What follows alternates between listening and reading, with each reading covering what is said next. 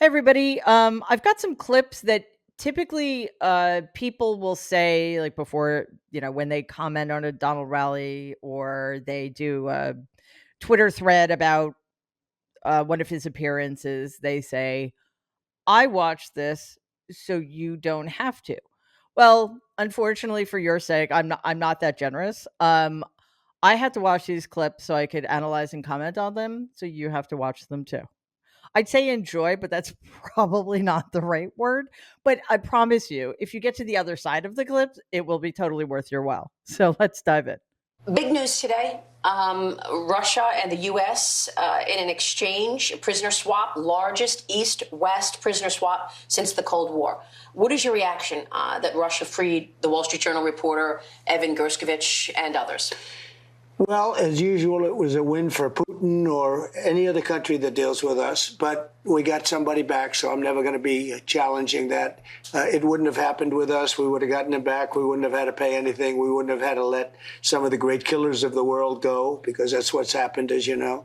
And the deal's very complex because it just came out, so nobody understands the deal yet. And they make it complex, so you can't understand how bad the deal is for us.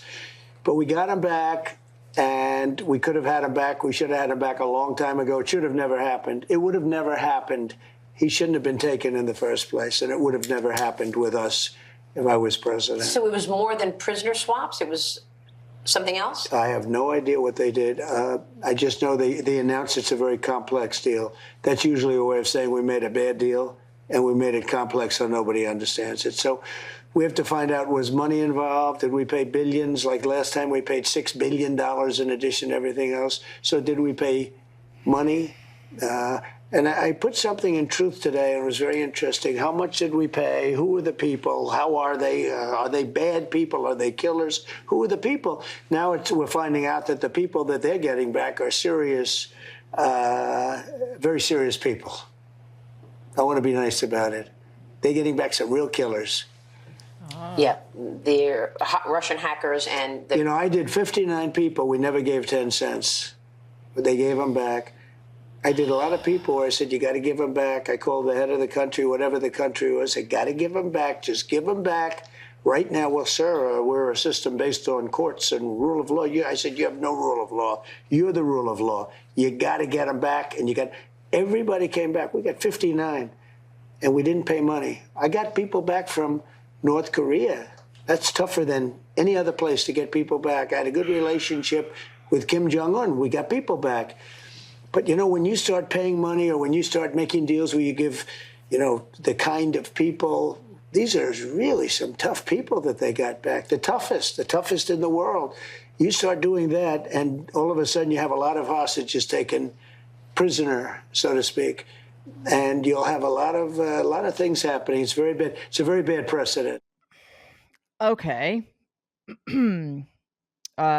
If you, like me, felt like your brain was going to explode while listening to that melange of stupidity, ignorance, false bravado, misinformation, and I don't know, just completely unself-aware despicableness.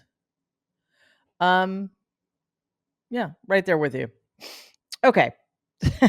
First of all, Donald for months now has been claiming that he's going to make a deal with Vladimir Putin to get Evan Gershkovich out when he gets back into the White House. So I don't know if technically this is true, but it seems like he was skating really close to violating the Logan Act, which is a crime. But basically what he was saying is, let this Wall Street Journal reporter stay in prison longer just so I can score a win. As we now know, President Biden, with the assistance of Vice President Harris, has been working on this since the transition in 2020. Donald told so many lies there that it's really hard to keep track of them. But let's focus for a second. And it's another thing that we see him doing with Project 2025. He says, "I know nothing about it. I think it's terrible." Well, That's a trick and a half. Why do you think if it's terrible if you know nothing about it? This was a terrible deal, but I don't know anything about the details. Great. Thank you for, revealing to us as if we needed to be reminded of what an incredible moron you are. Secondly, um his obsession with money and what things cost. Are you really saying, Donald, that it isn't worth? I mean, and again, I don't know. I don't think any money changed hands, but if that were the case, is it not worth it to get 4 Americans released from a horrific prison in Russia? I don't know. Again, I'm not saying that's the case, but is that a bridge too far for you, Donald? As if it's coming out of your fucking pocket? And then, of course, there's this whole notion that something that's complex must, by virtue of its complexity, be a bad thing. No, it's only bad things for people who are stupid and don't understand complexity, who don't understand nuance, who don't understand the power of sophisticated and subtle diplomacy. It was a complex plan because it required complexity. It required people to be able to think outside of the box. It required people to make negotiations with potentially hostile um, agents in order to reach the intended goal. And then there's this whole thing that about a lot of tough people were released, a lot of killers. Well, last I checked, Donald, you think it's good to be tough and to be a killer. So why wouldn't you want more people like that running free? And also, again, you claim to know nothing about this deal. So what do you don't even know exactly who was released? And again, are you saying that it was not worth it to get 4 Americans back home after years of illegal detention in a prison in a country that is our enemy? Plus, of course, you gave up a lot in exchange for people you got released in your administration. Taliban fighters, for example. Do you think that was a reasonable thing to do? So the idea that this guy who's been claiming falsely for decades that he's a good deal maker understands what a good or bad deal is absurd on its face. And I know it's not even worth saying probably, but the idea that Fox and people like Maria Bartiromo continue to platform this just despicable, ignorant, anti-American creep is beyond my comprehension, even though I understand that that's what they do. Like that's how they make their money. So basically, shame on anybody who continues to support that propaganda network. And then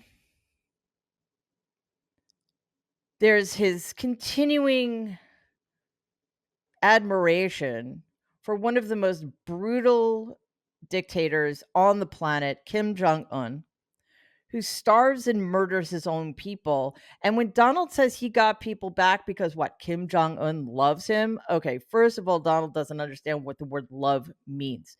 Nobody's ever loved him. He's never genuinely loved another human being in his life. Yeah, you get, I guess, to have a little compassion for him about that, but it makes him a monster. To be in awe of the fact that somebody like Kim Jong Un loves you suggests that you are unfit. You aren't fit to be in polite society, let alone lead anything. And does anybody not remember Otto Warmbier? A young man, a young American man who was detained in North Korea and returned in a vegetative state because he was beaten so savagely, only to die 6 days after he got home. That's what you call a good deal, Donald? No, Okay. Are you worried about this retaliatory order against Israel? Yeah, I'm worried about The people we have in office are grossly incompetent. I'm worried about World War III before I get there. What about... And we will not have World War III if I'm there. And there World are threats War on you right now, right? I mean, we just heard more details about Iran reportedly plotting to assassinate you. So I put out a word that if they do that, you have to blow them off the face of the earth, because you can't do that. You have to blow them right off the face of the earth. And I said that. I put it out on Truth 2 days ago. I said, because there was a report to that effect, and it could very well be true. And I said, if that happens, you have to blow that country off the face of the earth. Yes, we heard you the first 3 times. Because that'll be a whole new world order. The problem we have is nobody respects Biden and nobody respects Kamala. Oh my God, her name is Kamala. Okay. All right. Let's get the easy stuff out of the way first. Her name is Kamala Harris, and you should refer to her as Vice President Harris, because she is your vice president. President Joe Biden has done more to restore the reputation of the United States globally than anybody, because you destroyed the reputation of the United States globally in your 4 short years in office, which seemed interminable, by the way. Nobody respects you. Also, by the way, blowing an entire country off the face of the planet is never a good idea. I mean, I don't know. We've tried that. It doesn't work in the long term. And okay. Let's change the subject before I say something I probably shouldn't say, because I don't have all of the details about what's going on with Iran right now. Although, yes, we've heard that Iran is trying to interfere in our elections, just like Russia is trying to interfere in our elections, just like China probably is trying to interfere in our elections. Some of those countries want Donald, some of them don't. Well, you know what, Donald? You opened this door by inviting Russia in 2015. So I guess you reap what you sow. But getting back to the whole World War III issue, yes, situation in the Middle East is very tense. That situation has been very tense for centuries. Anybody not steeped in that history, not steeped in the cultures of that region, really shouldn't have an opinion about what's going on. And that includes me. I'm not an expert in any of that. It is sort of beyond the scope of my expertise, well beyond the scope of any expertise I have. However, yes, that's the situation that needs to be, we need to keep an eye on it. And I'm sure President Biden and his team is doing everything in its power to kind of keep things from going out of control. But again, it's not our issue, you know. So there's only so much we can do. Then, of course, there's this very simple fact. Nobody should ever want somebody who is as apocalyptically ignorant and apocalyptically minded as Donald Trump. He's a nihilist. He does not believe that anything exists beyond him, right?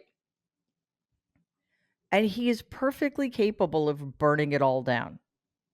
He's obsessed with nuclear weaponry and nuclear war and World War III. Nobody like him, for many, many reasons, but specifically for that one, should be in a position of power. So, hey, hello, New York Times, Washington Post. Remember when you thought it was of vital importance that an 80-year-old man with a stutter who had a bad night suspend his reelection campaign? I have an idea for you. Call me. We'll talk. You said at the debate and the RNC, you said, we want our hostages back, and they better be back before I assume office, or you will pay a very, very big price. What did you mean about a big price? They know what I mean. But it looks like Biden's going to make a deal because he's giving away so much, so much. I mean, we're putting out people that nobody thought would ever be released again. This deal that was made today, I think it's wonderful that Evan's coming back. I think it's great. But these deals are so bad. These deals are going to lead to tremendous kidnappings, and people are going to be brought in. Every time somebody gets brought in, they say, we have a hostage, we want $2 billion. Nobody's ever seen anything like this. And once you agree to do it, which he has agreed all the time, it's only going to get worse. It's a terrible precedent. You do not know the details of the deal, so therefore you cannot pretend that a precedent has been set because you don't know anything about it. Okay? And yes, putting people out that nobody thought would ever be out, like the 4 people who actually were brought out by President Biden. Okay. I think somebody's trying to kill me because watching these things is so stressful. Let's see. He just cannot admit that he doesn't know anything. Obviously, we've known that forever. But that leads him then into these, rhetorical cul-de-sacs that lead him to repeat the same inanities time and time again. He says something, is asked to describe it or explain it, and it's like, nobody knows, or I can't say. Well, that seems like cheating to me. Yeah, and he again, for decades has been pretending to be this great deal maker, which of course he's not. And the so-called art of the deal is something that requires knowing the details of the negotiations leading to the deal. So to have somebody like him commenting on what again was a almost 4 years long process that required extraordinary levels of diplomacy among many countries, some of them not necessarily inclined to do us any favors, right? To say, oh no, this should have been simple, and if I had done it, it would have happened like this. Reminder, some of the people just released by President Biden were in Russian detention when Donald was in the Oval Office. So explain that one, Donald. Explain that one. Plus, again, just a reminder that he was working against at least having Evan Gersovich returned home because he wanted Putin to wait until after the election so President Biden wouldn't have this win. And again, that's Donald's framing, right? Which is insane because this is a win for the people released, for their families, and for America.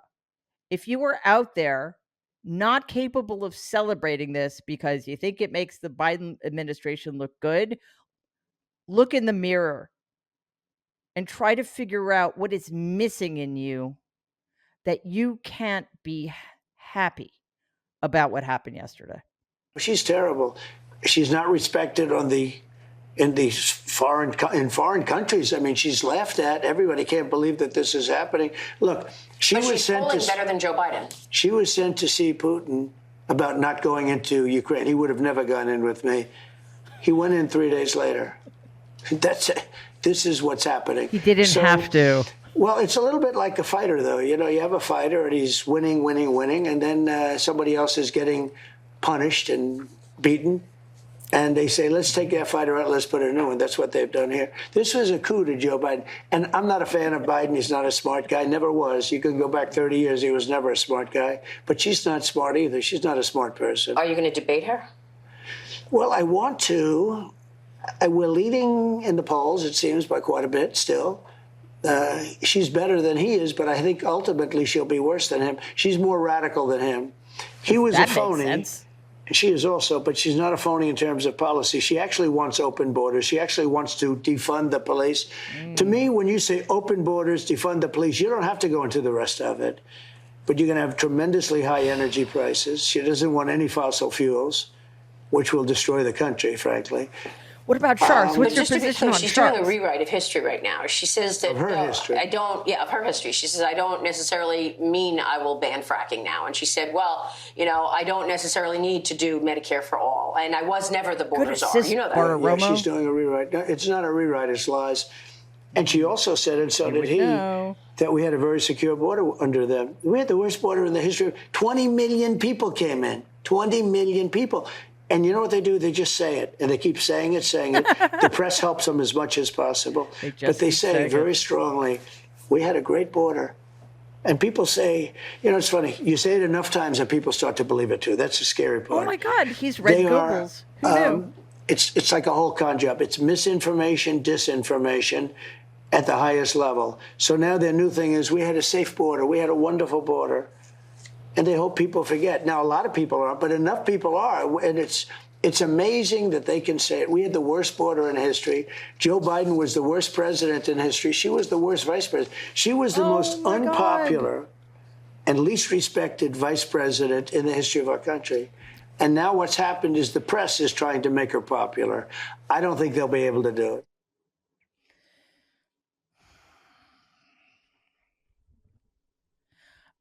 Okay. Do I get hazard pay? I just want to check and see if that's no. No. All right. So I guess we're all just in this taking the licks and hoping we can get past the finish line in November. The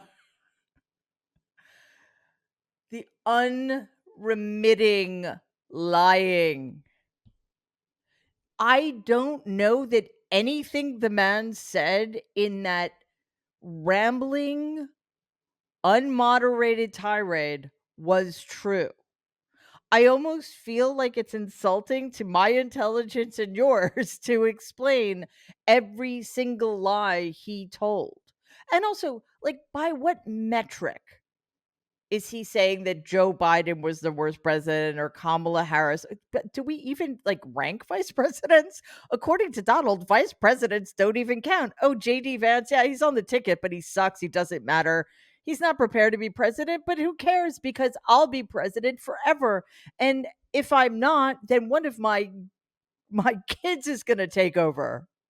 Vice presidents are irrelevant, he leads us to believe, and then yet he thinks we care enough about them to rank them historically. Also, by the way, here I go, debunking his lies. A panel of historians that it's a lot of them. I don't remember how many, but it's dozens of historians rank presidents best to worst before Vice President announced that he was not seeking re-election. I think he was 14th on the list. Donald has been dead last for a while now. I'm not entirely sure what it would take for that to change. Probably nothing. And then we're not even taking into account all of the things that President Biden has done after. For the very fact that he decided not to seek re-election, in my view, should bump him way up the list. This brilliant diplomatic maneuver he just pulled off should bump him up the list. And if you're going to say that your new opponent, Kamala Harris, is the worst vice, where are your receipts? Bring your receipts.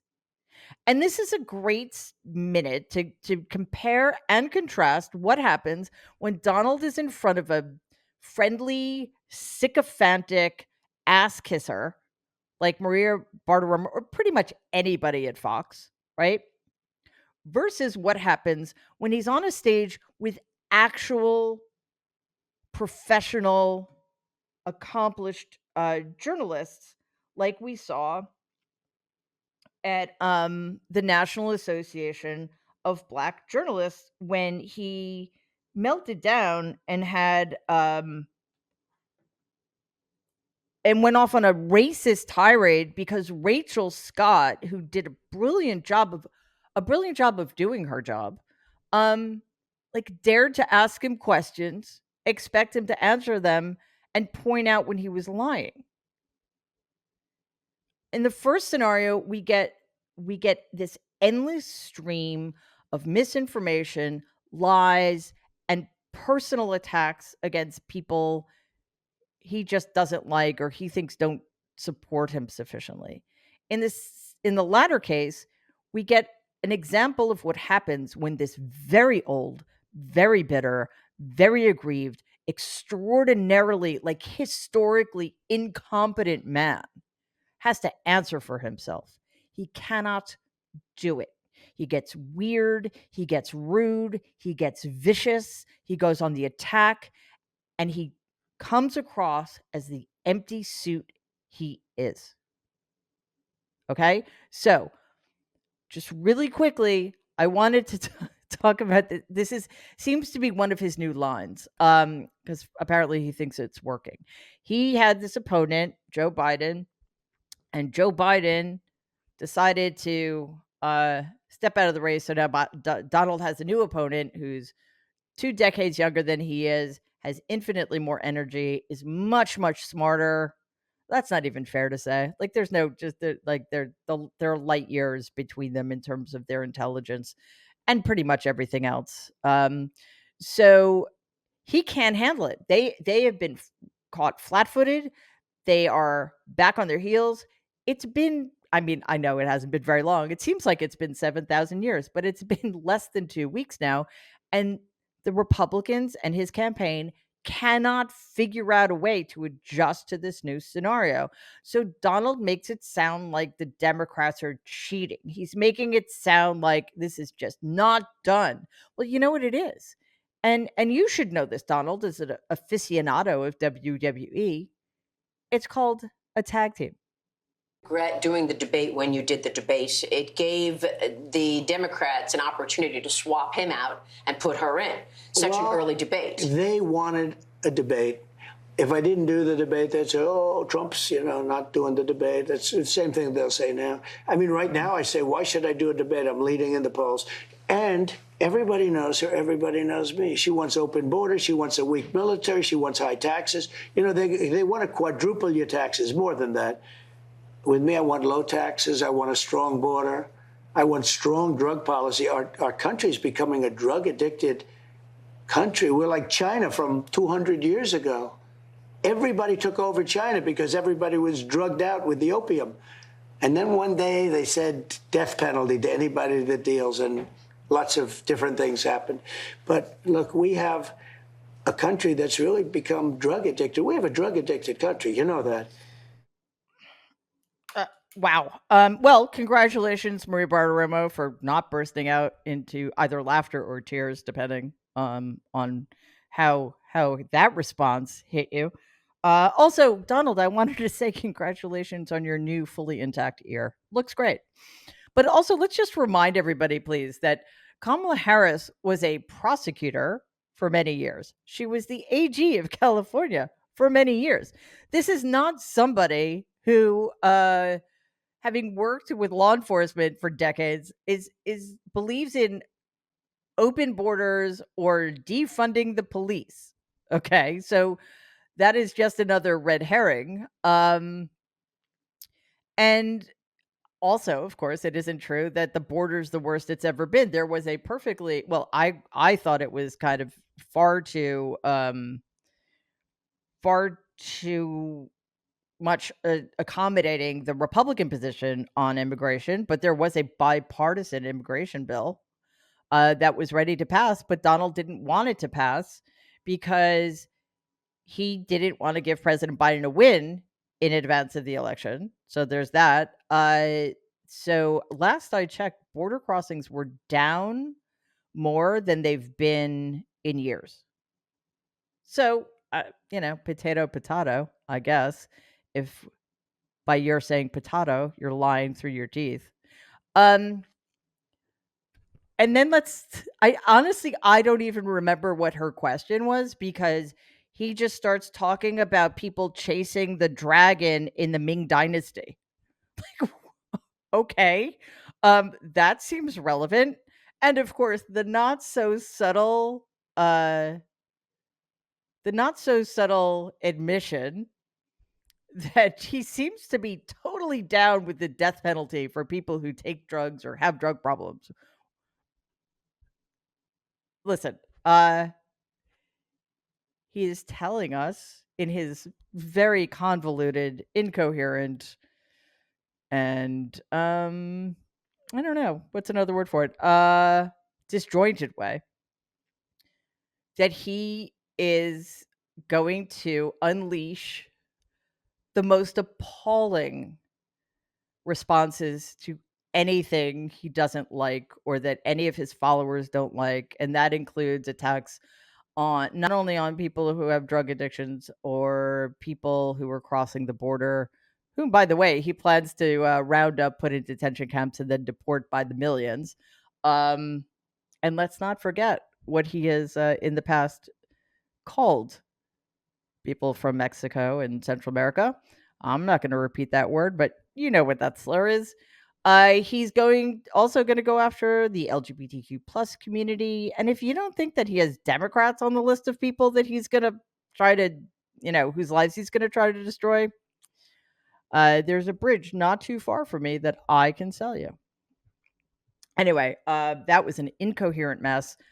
So I get maybe we should hope that he keeps going on Fox because in some ways, just as even though it was sort of diametrically opposite in terms of how we got information about him, uh, the NAJB appearance actually helped, taught a lot of people who maybe don't pay that much attention about him.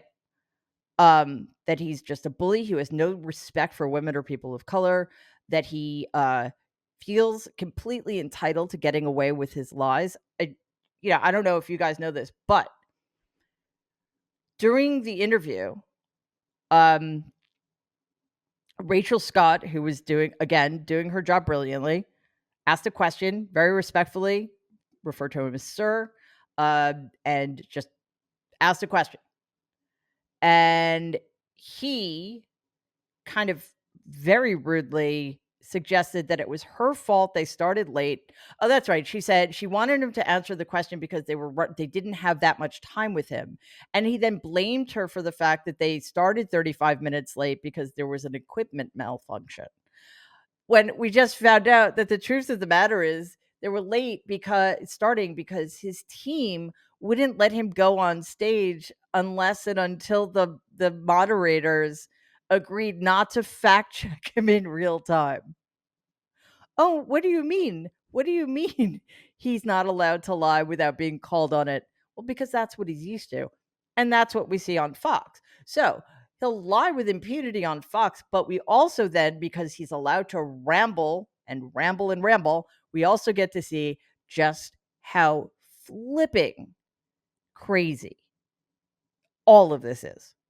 Thanks so much for joining me today. And please don't forget to click subscribe. It doesn't cost anything. It just makes sure that you receive alerts every time we drop a new video at Mary Trump Media, which is pretty much every day.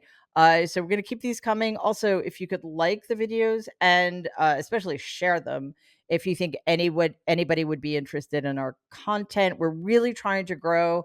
I think our next goal is 80,000. So let's keep it going. We have lots of big plans, and we would love for you and all of your friends to be part of them.